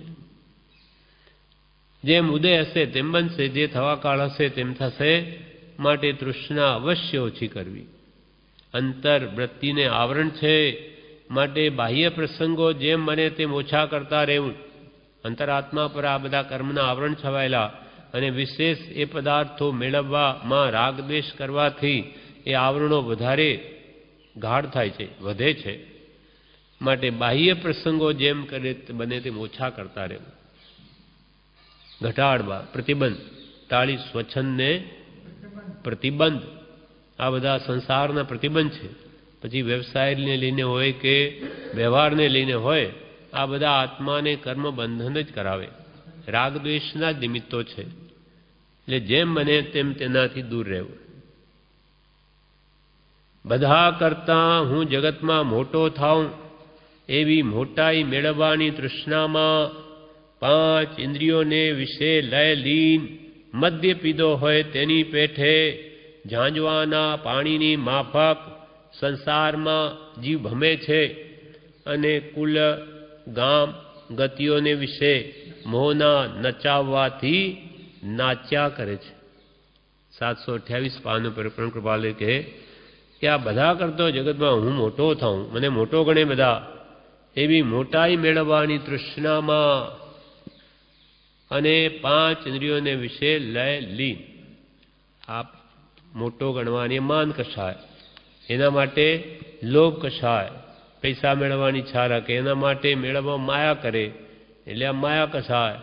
અને એમાં કંઈ વિઘ્ન આવે તો ક્રોધ કરે, એમાં કશાય ભાવો. અને 5 ઇન્દ્રિયના વિષયો એટલે વિષય ને કશાય, એ સંસાર છે. એને છોડે તો જ વૈરાગ્યને ઉપશમજી પામી. 5 ઇન્દ્રિયના વિષયોની મંદતા કરે તો વૈરાગ્ય ભાવ આવે, કશાયો ઘટાડે તો ઉપશમ ભાવ આવે. એટલે વૈરાગ્ય ઉપશમ આવે તો જ આત્મજ્ઞાનની પ્રાપ્તિ થાય છે, એમ તો આત્માનો અનુભવ થાય નહીં. બધા કરતાં જગતમાં મોટો થાઉં એવી મોટાઈ મેળવવાની તૃષ્ણામાં 5 ઇન્દ્રિયોને વિશે લય લીન, મદ્ય પીધો હોય તેની પેઠે. દારૂ પીધેલો માણસ કેવો હોય, ગમે તેમ બોલે, તેમ એની ભાન નથી. મદ પૈસાના મદમાં છકી ગયેલો, એને સમ્યક વિચાર આવવો દુર્લભ છે. મદ્ય પીધો હોય તેની પેઠે, ઝાંઝવાના પાણીની માફક પેલું મૃગ તૃષ્ણા ચળકે અને જાણે પાણી હોય એવું દેખાય. એટલે હરણ આગળ આગળ દોડ્યા કરે, હમણાં આગળ પાણી હશે એમ કરતાં કરતાં રણ પ્રદેશમાં આગળ જતાં પાણી મળે નહીં, અને બિચારું ત્યાં પ્રાણ છોડવા પડે. એમ ઝાંઝવાના પાણીની માફક સંસારમાં જીવ ભમે છે, સુખ માટે ફાંફા મારે, પેલો પાણી માટે, આ સુખ માટે, અને તે મળે નહીં અને મૃત્યુ થઈ જાય. અને મેળવવાની તૃષ્ણાને લઈને એ દુર્ગતિમાં જાય, ફેંકાઈ જાય. અને ત્યાં પણ આ મેળવું તે મેળવું એ પરિગ્રહ સંજ્ઞા એને દરેક ભમો છે જ, ત્યાં દુઃખી જ કર્યા કરે. એટલે ઝાંઝવાના પાણીની માફક સંસારમાં જીવ ભમે છે, અને કુલ ગામ ગતિઓને વિશે મોહના નચાવવાથી નાચ્યા કરે છે. શ્રીમદ રાજચંદ્ર ઉપદેશ થયા 5/728. વડી કૃપાલદેવ કહે છે, શ્રીમદ રાજચંદ્રને કોઈ મુમુક્ષે પ્રશ્ન કર્યો કે તરણા ઓથે ડુંગર રે ડુંગર કોઈ દેખે નહીં. તરણા, આ બધા ઘાસના તરણાઓ, બધા ડુંગરો પહાડો પર છવાઈ જાય એટલે ઘાસ ઘાસ જ બધું દેખાય. ડુંગર આખો એના નીચે દબાઈ ગયો, અર્થાત નીચે છે પણ દેખાય તરણા જ. તરણા ઓથે ડુંગર રે ડુંગર કોઈ દેખે નહીં, એ કડીનો અર્થ પરમ કૃપાલને પૂછ્યો, એ કડીનો શું પરમાર્થ હશે? ત્યારે શ્રી કૃપાલદેવ કહે, શ્રીમદે વિચાર કરીને કહ્યું કે તરણું એ તૃષ્ણા છે. તરણાથી ડુંગર છવાઈ જાય છે, તેથી દેખાતો નથી, તેમ તૃષ્ણાથી આત્મા અવરાઈ ગયો છે, તેથી આત્માનું ઓળખાણ પડતું નથી. કૃપાલદેવે પેલા કોઈએ પૂછ્યું, તૃષ્ણા ઓથે ડુંગર રે ડુંગર કોઈ દેખે નહીં, એનો શું અર્થ? ત્યારે કૃપાલદેવ એનો અર્થ કહે કે તરણું તે તૃષ્ણા છે. તરણું ઘાસનું, એ તૃષ્ણા એની ઉપમા આપી કે એનાથી આખો ડુંગર છવાઈ જાય ને દેખાય નહીં ડુંગર, કેમ કે એ આખું બધું ઘાસના તરણા બધા ઉપર ઉગી નીકળ્યા, જેમ સપાટ જમીનો એ દેખાય. તરણાથી ડુંગર છવાઈ જાય છે, તેથી તે દેખાતો નથી, તેમ તૃષ્ણાથી આત્મા અવરાઈ ગયો. ઈચ્છાઓ, આ જોઈએ તે જોઈએ, આખો દાડો જીવ શું કરે છે? આ મેળવવાની કાંક્ષા, પછી પૈસા મેળવવાની હોય કે ખાવાની વસ્તુ મેળવવાની હોય કે કંઈ જોવાની ઈચ્છા કે સાંભળવાની ઈચ્છા કે સ્પર્શવાની, એ બધી ઈચ્છાઓ, પાંચ ઇન્દ્રિયના વિષયો અને મન, એને લઈને આ જીવ આખો દાડો સંસારમાં જ રચી પચીને રહે છે, રાગ દ્વેષ કર્યા જ કરે છે. આ સારું છે, ખોટું છે, આ જોઈએ છે, આ નથી જોઈતું. એમાં આ સાધારણ આવી ઈચ્છાઓ એને તરણા જેવી, પણ એને લઈને આખો આત્મા આવરાઈ ગયો. પહાડ જેવો આત્મા, અનુશક્તિનો ધણી, પણ આ ઈચ્છાઓથી આવરાઈ ગયો. તરણાથી ડુંગર છવાઈ જાય છે, તેથી દેખાતો નથી, તેમ તૃષ્ણાથી આત્મા અવરાઈ ગયો છે, તેથી આત્માનું ઓળખાણ પડતું નથી. ઢંકાઈ ગયો આત્મા, જેમ સૂર્ય આપણને ન દેખાય વાદળા આવવાથી. વાદળાની શું તાકાત એ સૂર્યને રોકી શકે? પણ રોકે છે, જોઈએ છે, એનો પ્રકાશ આપણે જોઈ શકતા નથી. તેમાં તૃષ્ણા જીવ જે કરશે તેને આત્માનું ઓળખાણ નહીં થાય. તેમ તૃષ્ણાથી આત્મા અવરાઈ ગયો છે, તેથી આત્માનું ઓળખાણ પડતું નથી. એટલે ખાસ કૃપાલદેવે કહ્યું કે હે જીવ ક્યાં ઈચ્છત? હવે બહુ ઈચ્છાઓ કરી, હવે શું ઈચ્છે છે? હે ઈચ્છા દુઃખ મૂળ, આ બધા સંસારનું મૂળ જ બધી ઈચ્છાઓ છે. જબ ઈચ્છા કા નાશ, ઈચ્છાઓ ઘટાડે અને સર્વતા નાશ કરે તો અનાદિની ભૂલ મટે, એટલે પોતાના સ્વરૂપનું જ્ઞાન થાય. આત્મ સ્વરૂપ પ્રત્યેની રુચિ, જિજ્ઞાસા ક્યારે થાય?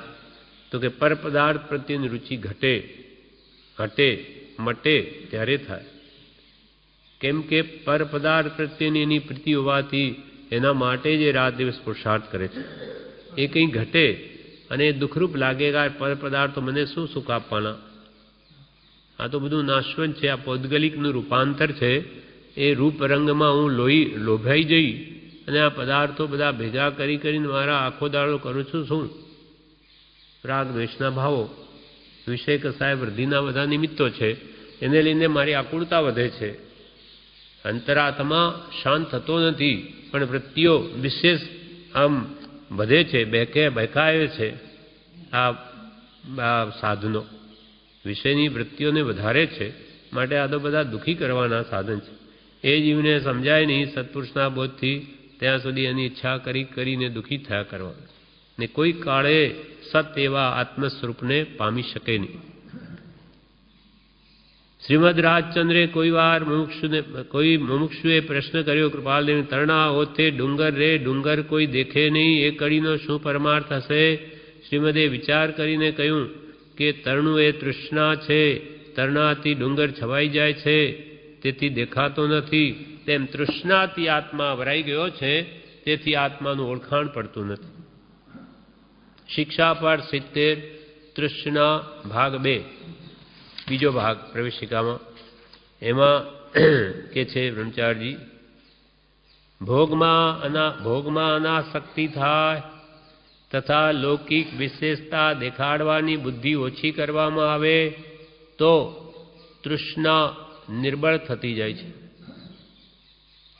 ભોગમાં અનાસક્તિ કે અનંતવાર ભોગો ભોગવ્યા છતાં એને કોઈ તૃપ્તિ થઈ નથી, એટલે એમાં જો જીવ પાછો પડી જાય, આસક્તિ ઘટે અને લૌકિક વિશેષતા દેખાડવાની બુદ્ધિ ઓછી કરવામાં આવે કે આ લોકો મને શું માન આપે, આ વિષય સાહેબમાં પડેલા લોકો મને મહાન કહેવા શું મોટો થઈ જઈશ? નહીં આવે. સમકિત હોય નહીં, લોકો સમકિત કહે તે સમકિત થાય નહીં, તો આ લોકો ગમે તેટલી મોટા કહી દે તેથી મોટાઈ ના આવે. એટલે એવી તુચ્છતા ભાસે લૌકિક મોટાઈની, અને ભોગમાં અનાસક્તિ થાય તથા લૌકિક વિશેષતા દેખાડવાની બુદ્ધિ ઓછી કરવામાં આવે તો તૃષ્ણા નિર્બળ થતી જાય છે. લોકોને સારું દેખાડવાનો ભાવ ઘટે તો કે છે આ તૃષ્ણા ઘટે. અને અનંતવાર જગતને રૂડું દેખાડવા પ્રયત્ન કર્યું છતાં તેથી કંઈ રૂડું થયું નથી. ગમે એટલું સારું કાર્ય હોય એને પણ નિંદા કરનાર તો હોય જ, ઈર્ષા હોય. અનેક જાતના લોકો છે. ભગવાન મહાવીર પણ આખા વિશ્વને તુષ્ટમાન નથી કરી શક્યા, તો બીજા ક્યાંથી કરવાનું? નહીં તો 363 પાખંડીઓ તે વખતે કેમ હોય ભગવાનની વિરુદ્ધ બોલનારા? હા, ગોસાળો હતો, બીજા પણ 363 કે છે પાખંડીઓ. તો ભગવાન જેવા બી જ્યારે આખા વિશ્વને પરમ સંતોષ ન આપી શકે તો આપણા જેવા પામરોથી શું થવાનું છે? એમ લૌકિક માન આદિનું તુચ્છપણું સમજવામાં આવે તો તેની વિશેષતા ન લાગે કે આ લોકો શું મને માન આપે. નાની પુરુષ કહે તો કંઈક ઠેકાણું પડ્યું, નાની ન વખાણે ત્યાં સુધી તો બધું ફોક છે. લૌકિક માન આદિનું તુચ્છપણું સમજવામાં આવે તો તેની વિશેષતા ન લાગે અને તેથી તેની ઈચ્છા સહેજે મોડી પડી જાય. એમ યથાર્થ ભાષે છે કૃપાલ કે અમને તો એ વાત યથાર્થ ભાષે છે. જ્યાં સુધી ઓછી ઉપાધિવાળા ક્ષેત્રે આજીવિકા ચાલતી હોય ત્યાં સુધી વિશેષ મેળવવાની કલ્પનાએ મુમુક્ષુએ કોઈ એક વિશેષ અલૌકિક હેતુ વિના વધારે ઉપાધિવાળા ક્ષેત્રે જવું ન ઘટે, કેમ કે તેથી ઘણી સદવૃત્તિઓ મોડી પડી જાય છે અથવા વર્ધમાન થતી નથી. 706 ને 516 પર આ વાત કરી છે.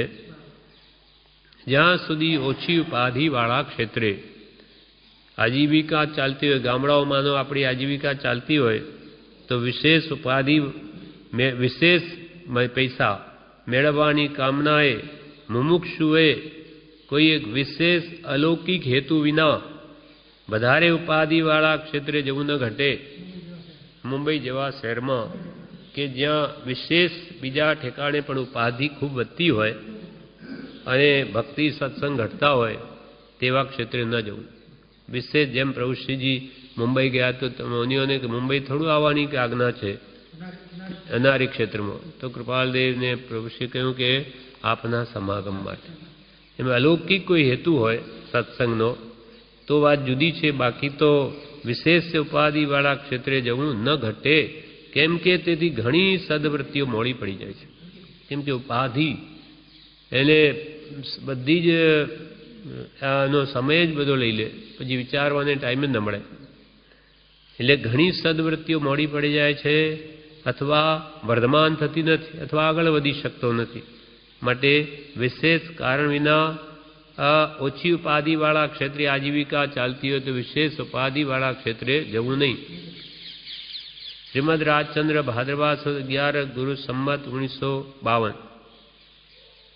હવે ફરી કૃપાલદેવ કે છે સંસારમાં જીવવા ઇન્દ્રિય અને કામને વશ થઈને જીવ પોતાને ભૂલી નરક તિર્યંજ ગતિમાં લઈ જાય તેવા મહાનિંદ્ય પરિણામ પ્રવૃત્તિ કરે છે.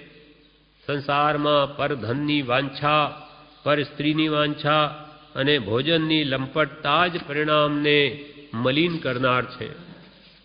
સંસારમાં જીવવા ઇન્દ્રિય, સ્વાદ અને કામને વશ થઈને 5 ઇન્દ્રિયોમાં જીવવા ઇન્દ્રિય વશ કરવી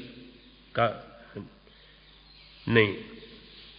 4 મહાવ્રતમાં બ્રહ્મચર્ય મહાવ્રત પાળવું દુર્લભ, પંચ મહાવ્રતમાં, અને 5 ઇન્દ્રિયોમાં જીવા ઇન્દ્રિય વશ કરવી મુશ્કેલ છે. એટલે સંસારમાં જીવા ઇન્દ્રિય અને કામને વશ થઈને જીવ પોતાને ભૂલી, કામાંધ કહેવાય, કામથી આંધળો થયેલો માણસ, એને પોતાનું ભાન ન હોય. સંસારમાં જીવવા ઇન્દ્રિય અને કામને વશ થઈને જીવ પોતાને ભૂલી નરક તિર્યંચ ગતિમાં લઈ જાય તેવા મહાનિંદ્ય પરિણામ, પરિણામ એટલે ભાવ, કામ પ્રવૃત્તિ કરે તેવી, નરકમાં લઈ જાય, તિર્યંચ ગતિમાં લઈ જાય એવા કામને વશ થયેલો, જીવાને વશ થયેલો, ખાવા પીવામાં અનેક અભક્ષ્ય પદાર્થો ખાઈ કે ન કરવા યોગ્ય અનર્થ એવા કામ કરી મહાનિંદ્ય ભાવ કે તેવી પ્રવૃત્તિ કરે છે. કામાંત કે જીવા ઇન્દ્રિયનો લોલુપી. અને સંસારમાં પરધનની વાંછા, ગમે તે લીધે બીજાનું પડાવી લઉં, મેળવી લઉં, પરધનની વાંછા અને પર સ્ત્રીની વાંછા, ઈચ્છા માત્ર દુઃખી કરે અને બંધ કરાવે. સંસારમાં પરધનની વાંછા, પર સ્ત્રીની વાંછા અને ભોજનની લંપટતા,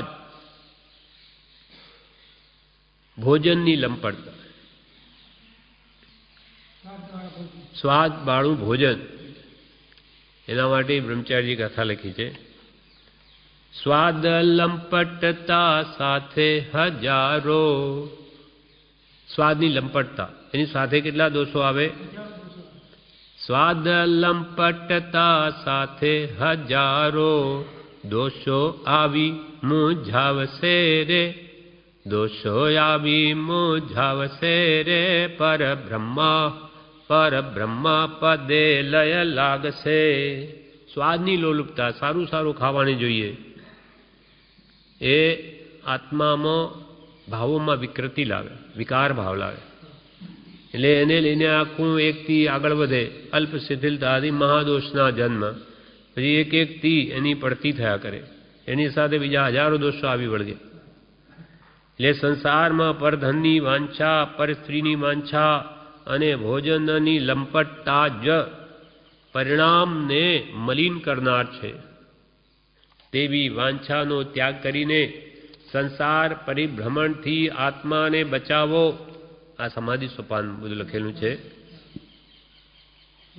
આ શૌચ ધર્મમાં, તે બ્રહ્મચારીજી અહીંયા ટાંક્યું છે તૃષ્ણાના પાઠમાં, કે આ બધી તૃષ્ણા એટલે ઈચ્છાઓ, વાંછાઓ, આ બધી ત્યાગો, તેવી વાંછાનો ત્યાગ કરીને સંસાર પરિભ્રમણથી આત્માને બચાવો. એટલે પરધન, પર સ્ત્રી, સ્વાદ લંપટતાનો ત્યાગ કરીને આત્મા એના કારણે જે સંસારમાં જ રજર્યા કરે તેને હવે બચાવો, છોડાવો. પરધનના ઈચ્છક અને જીવઘાતના કરનારા કોટી તીર્થોમાં સ્નાન કરે, સર્વ તીર્થ સ્થળોની યાત્રા કરે, કરોડો રૂપિયાનું દાન કરે, કરોડો વર્ષ સુધી તપ કરે, સર્વ શાસ્ત્રો ભણાવે, તો પણ તેમની શુદ્ધિ કદાપી થતી નથી. પરધન, પર સ્ત્રીનો ઈચ્છક તે કે છે, અને જીવઘાત ના કરનાર, અભક્ષ્ય પદાર્થો ખાય તેમાં અસંખ્યાત જીવોની હિંસા થાય. એટલે આવો પરધન, પર સ્ત્રી અને આ અભક્ષ્ય પદાર્થો જે જીવઘાત જેમાં ઘણી છે, આવા જીવો તે કોટી તીર્થોમાં સ્નાન કરે, કરોડો તીર્થોમાં કે સર્વ તીર્થ સ્થળોની યાત્રા કરે, કરોડો રૂપિયાનું દાન કરે, કરોડો વર્ષ સુધી તપ કરે, સર્વ શાસ્ત્રો ભણે કે ભણાવે, તો પણ તેમની શુદ્ધિ કદાપી થતી નથી. તો પણ કોઈ દિવસ શુદ્ધિ નહીં થાય, આત્મશુદ્ધિ નહીં થાય. આ બધી બહારની શુદ્ધિથી કે અંતરંગ શુદ્ધિ ન થાય. અંતરંગ મલિન છે તો આ તીર્થો શું કરે કે આ બધી ઉપલબ્ધ ક્રિયાઓ થઈ જાય છે. તેથી તો પણ તેમની શુદ્ધિ કદાપી થતી નથી. અભક્ષ્ય ભક્ષણ કરનારના અને અન્યાયથી પ્રાપ્ત થયેલા વિષય ભોગ અને ધનને ભોગવનારના પરિણામ એવા મલિન હોય છે કે કરોડો વાર ધર્મનો ઉપદેશ અને સર્વ સિદ્ધાંતોની વ્યાખ્યા ઘણા વર્ષો સુધી સાંભળે તો પણ કદી હૃદયમાં તેનો પ્રવેશ થતો નથી. અભક્ષ્ય ભક્ષણના કરનારા એટલે કે જીવ ઘાતના, કોટી જીવોની ઘાત કરનારા આ ભક્ષ ભક્ષણના કરનારા અને અન્યાયથી પ્રાપ્ત થયેલા વિષય ભોગ, પર સ્ત્રીની ઈચ્છા વગેરે આ અન્યાયથી પ્રાપ્ત થયેલા વિષય ભોગ છે. અને પરધન ને ભોગવનારના પરિણામ એવા મલિન હોય કે કરોડો વાર ધર્મનો એને ઉપદેશ આપે કે સર્વ સિદ્ધાંતોની વ્યાખ્યા પણ ઘણા વર્ષો સુધી એ સાંભળે તો પણ એના હૃદયમાં કે છે પ્રવેશ ન કરે, એટલું એનું હૃદય મલિન છે.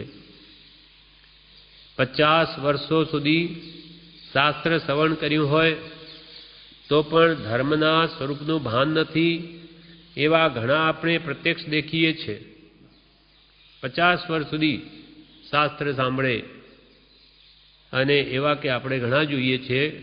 50 વર્ષો સુધી શાસ્ત્ર શ્રવણ કર્યું હોય તો પણ ધર્મના સ્વરૂપનું ભાન થતું નથી, એવા ઘણા આપણે પ્રત્યક્ષ દેખીએ છીએ. એ બધું અન્યાયથી પ્રાપ્ત થયેલા ધનનું અને અભક્ષ્ય ભક્ષણનું તથા પર સ્ત્રીની અભિલાષાનું ફળ છે. કેમ 50 વર્ષો સુધી ધર્મ સાંભળ કરી દે કેમ પરિણમતો નથી? કે અન્યાય તો એ 496 પત્રમાં અને 872 અખંડ નીતિનું મૂળ આત્મામાં સ્થાપ્યા વિના બોધ પરિણમતો નથી. તે 50 વર્ષો સુધી શાસ્ત્ર શ્રવણ કર્યું તો પણ ધર્મના સ્વરૂપનું ભાન કેમ થતું નથી? પરિણમતો કેમ નથી બોધ? એ આપણે કે પ્રત્યક્ષ દેખીએ છીએ. એ બધું અન્યાયથી પ્રાપ્ત થયેલા ધનનું, જૂઠ પ્રપંચ ગમે તે કરીને પણ લક્ષ્મી મેળવું, એ બધું અન્યાયથી પ્રાપ્ત થયેલા ધનનું ને અભક્ષ્ય ભક્ષણનું તથા પરસ્ત્રીની અભિલાષાનું ફળ છે. પરસ્ત્રીની અભિલાષા, ઈચ્છા, તે પણ તેટલું જ એને દુઃખ આપે. તથા ભક્ષ્ય ભક્ષણનું તથા પરસ્ત્રીની અભિલાષાનું ફળ છે. એ બધાની તૃષ્ણા તજવાયુગ છે. એ બધાની કે છે તૃષ્ણા તજવાયુગ છે. કેમ કે પાપનો બાપ તે લોભ છે. સર્વ પાપનો બાપ લોહો સર્વ વિનાશનો. આ લોભ સર્વનાશ કરનાર છે, આત્માના ગુણોની ભયંકર ઘાત કરનાર છે. એટલે જે આપણા પ્રારબ્ધનો હોય તે બહુ છે એમ ઈચ્છી અને પર પદાર્થની પાપ પ્રવૃત્તિથી કોઈ દિવસ વાંછા કરવી નહીં અને મેળવવાનો પ્રયત્ન પણ કરવો નહીં. મળવાનું જ છે, પ્રારબ્ધમાં હશે તો મળવાનું છે, બાકી અન્યાયથી નહીં. આ પ્રમાણે આ પાઠ તૃષ્ણાના 2 પૂરા થયા. વિશેષ આગળનો પાઠ આવતીકાલ લઈશ.